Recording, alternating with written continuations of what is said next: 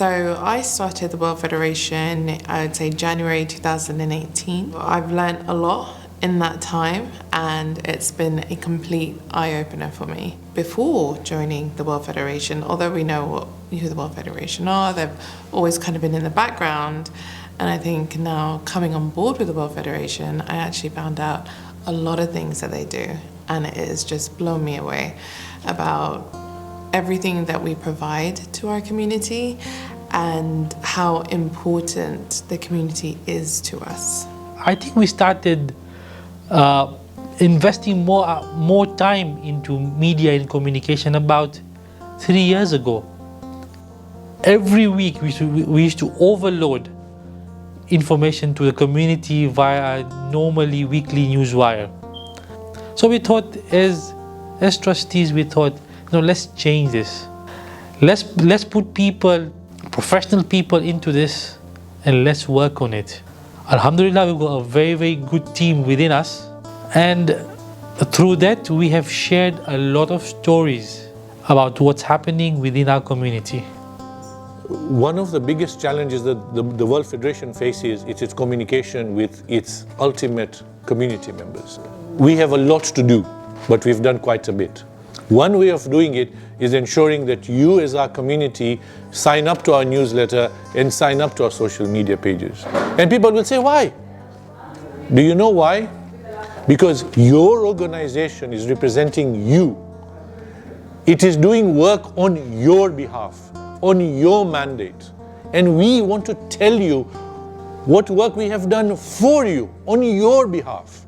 So when the work is done in Kenya, when the work is done in Tanzania, or when the work is done in the Middle East, or the work is done in India or Pakistan, we want to tell you how your community has impacted lives of others within the community and outside the community. That is the reason we want you to sign up.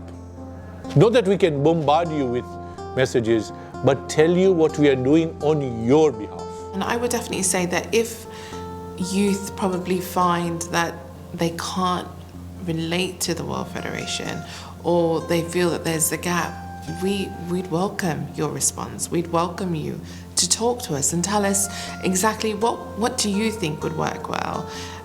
Like for example, recently we did our Muharram podcast.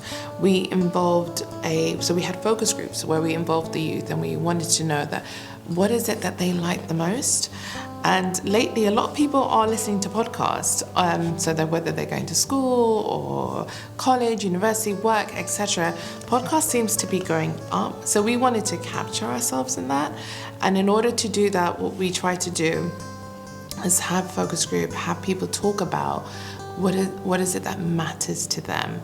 So we try to relate this onto, although it's our first attempt, there's loads of learnings, and we can definitely improve ourselves for future, but it's something that we would always invite people to, especially our youth, tell us what really matters to you.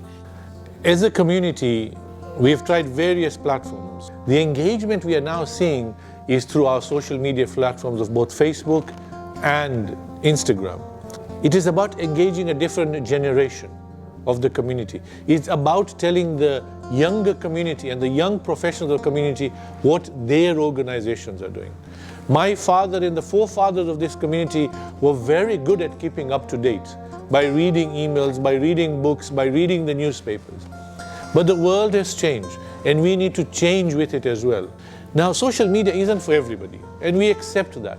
And that is why our email marketing is continuing. The biggest key is about being able to engage with our community, to tell them what we are doing. Because only when they know what they're doing, they will appreciate what their organization are doing.